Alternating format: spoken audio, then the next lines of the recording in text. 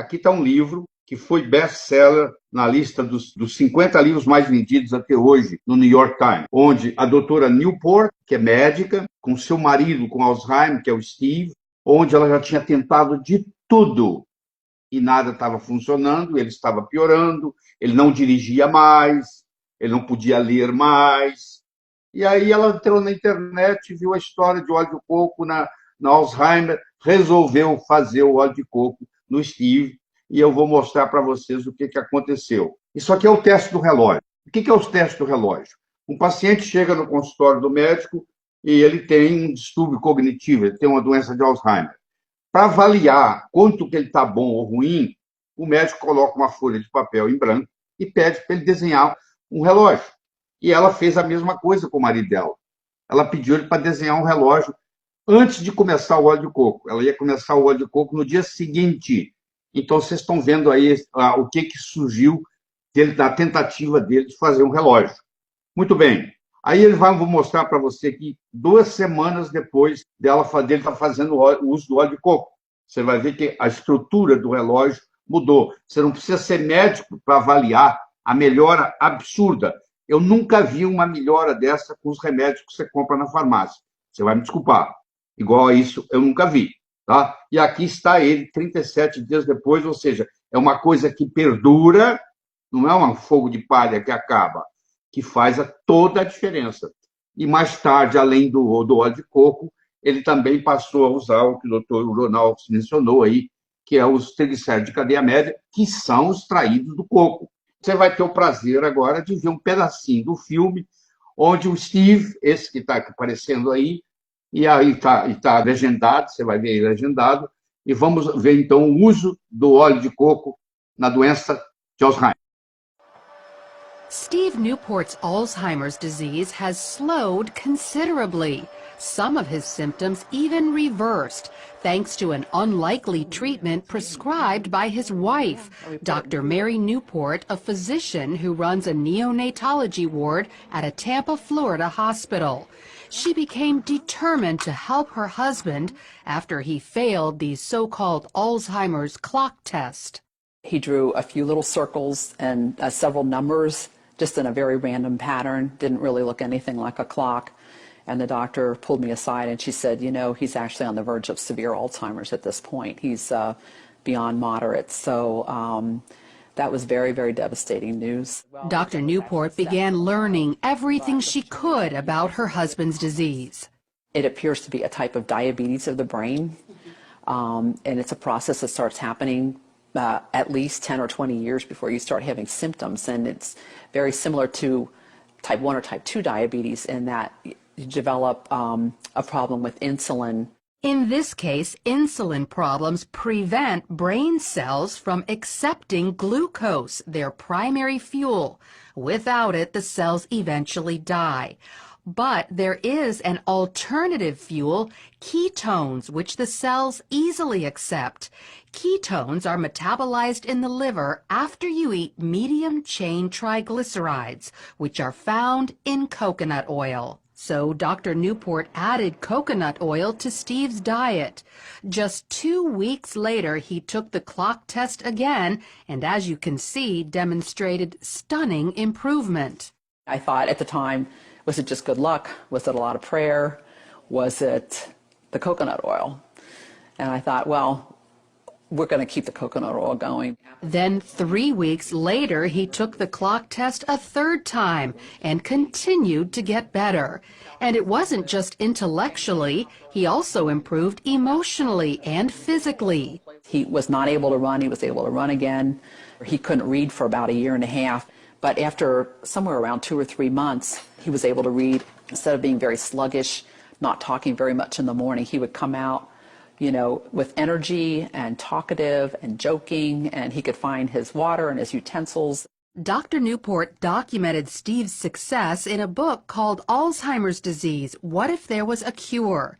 She received this stack of thank you letters from other people whose loved ones' Alzheimer's was helped after they followed Steve's diet. And while coconut oil is encouraging, there's actually something much more powerful. A team of biochemists led by Professor Kieran Clark at England's Oxford University have developed a ketone ester that packs a punch 10 times greater than coconut oil. It reaches quite considerably higher levels, and you can get whatever levels you want depending on how much you drink. The problem is they need millions of dollars to mass produce it. Very expensive, and so we can't make very much of it ourselves. And what we would like is funding so that we could actually scale up and make it. But of course there's no real profit in manufacturing stuff like that. So until a high-potency ketone ester is available to the general public, coconut oil is still a good ketone source. Just make sure it's pure, non-hydrogenated. Avoid any hydrogenated oil, which is the same thing as dangerous trans fat. Many people avoid coconut oil because they think it's bad for them, but it's actually very healthy. Dr. Beverly Teeter is a researcher at the University of Maryland who specializes in dietary fats. She says years ago, coconut oil was criticized for raising cholesterol, but scientists have since learned there are two kinds of cholesterol, LDL, the bad kind, and HDL, which is very good for you and is the kind coconut oil raises. So they put out the message that it increased serum cholesterol, but the truth of the matter was it was helping the profile of the serum cholesterol. That never has been corrected in the public press, and I think that's the reason people have misconceptions about it.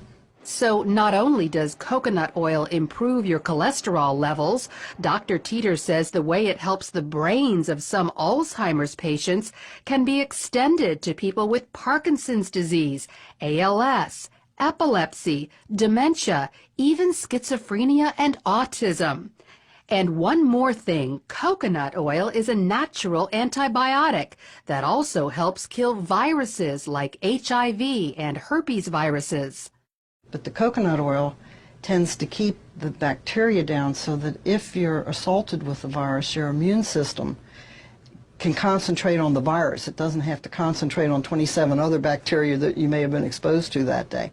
So consider coconut oil to improve your overall health and perhaps even go so far as to stave off life-threatening diseases. Eu acho que uma pessoa da sua família, ente querido seu, um avô, uma avó, uma mãe, que está ficando demente, que está começando com um quadro de demência, de esquecimento, uma coisa barato, simples, uma colher de sopa de óleo de coco 1 ou 2 vezes por dia. Pode colocar no café, eu uso óleo de coco no café, eu adoço o meu café com óleo de coco. Eu coloco uma colher de sopa de óleo de coco na xícara e preencho com café e misturo, fica muito gostoso. Uma xícara, uma colher de sopa de óleo de coco chega entre 12 e 14 gramas, já faz uma diferença enorme. Principalmente numa pessoa que está começando um quadro de demência. Você vê um quadro do marido da doutora Newport, o Steve, que já estava num quadro avançado de Alzheimer, que já nem